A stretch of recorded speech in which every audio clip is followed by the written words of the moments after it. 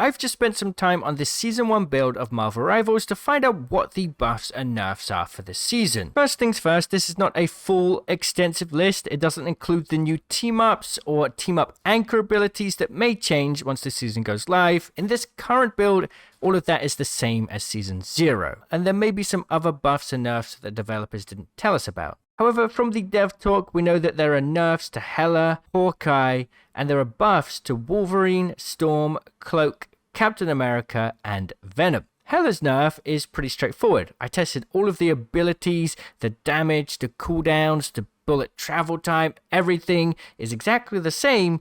The only thing different is 25 less health on her as a whole. So she has 25 less HP. Nothing else has changed about Hela's kit. As far as I can tell, we may find out some changes have been made on the website, but I cannot find anything else.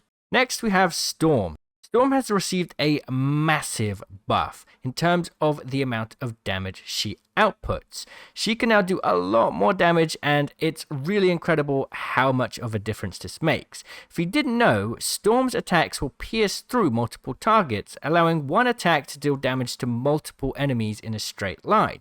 And in the past, it didn't do enough damage to really warrant this cool feature, but now the extra damage is certainly enough to make it worth considering playing Storm.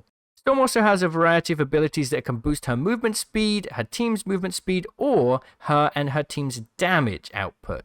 Now, if you choose the two options to boost her damage output, so you change the weather first and then get the additional damage boost, it does an insane amount of damage now, and she's really powerful actually. Like, this is kind of scary, the amount of damage she can do.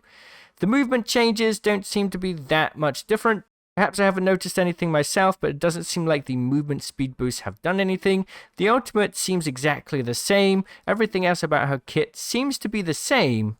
Although there are some rumors that the damage no longer has any fall off, and the projectile speed of the weapon itself has been increased, meaning that she has more potential at longer distances.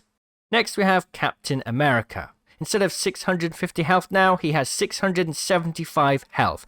Not sure how much that's going to make in the grand scheme of things for a tank specifically, but that's not all he's got. He's also got a slight movement boost. Now, I tested all different movement states for Captain America. The only place that he's increased in movement speed is during his ultimate when he's sprinting. If he sprints normally outside of his ultimate or runs around with his shield up, he does not get an increase in movement speed. I don't know how much this is going to make a difference for Captain America. As far as I can tell from his abilities, his cooldowns, his damage, and everything else seems to be mostly the same.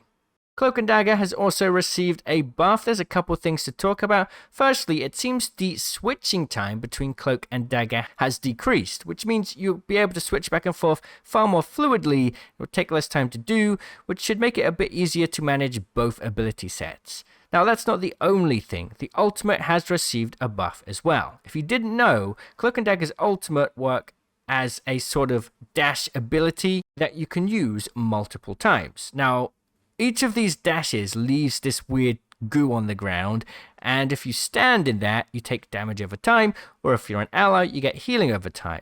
You can stack this up across 3 different dashes, right? But in this latest update, you can now dash 4 times. So not only can you potentially cover a greater area for damage or healing over time, but you can stack damage and healing 4 times up. So this is ending up being quite a hefty damage dealing ability now. Now for Hawkeye, I tried to pay very close attention to all of his abilities. I may have noticed one change. I'm not sure if that's just because the servers I'm playing on have high ping. It may be that I'm completely wrong here, so don't take my word for it. It could just be a ping difference, but it does kind of feel like the bullet travel time for the arrows itself is slightly longer, which means it's going to be a little bit trickier to hit longer range shots. However, like I say, could just be a ping issue. I'm playing on 200 ping servers, so I don't know about that one. And then the Wolverine buff, once again, I think this might be a timing thing. I tried all of the different movement speed abilities. Nothing's changed. The cooldowns haven't changed. The distance he can leap hasn't changed. The hitbox for grabbing enemies hasn't changed. And for some reason, when I tested Wolverine's abilities, they seemed a little bit slower when dealing damage on the new server. And I think that is definitely a ping issue. So I can't confidently test or say what's different with Wolverine. He's supposed to be getting some kind of movement increase or something, but I don't really know. And then for Venom, I have absolutely no idea. No extra health, no changes to his abilities from what I can tell on the surface. There are some rumors that he'll get some kind of movement speed boost as well. I don't know if that means his swing will be better. I don't know if that means he'll get better movement speed in his ultimate or what. I can't figure it out.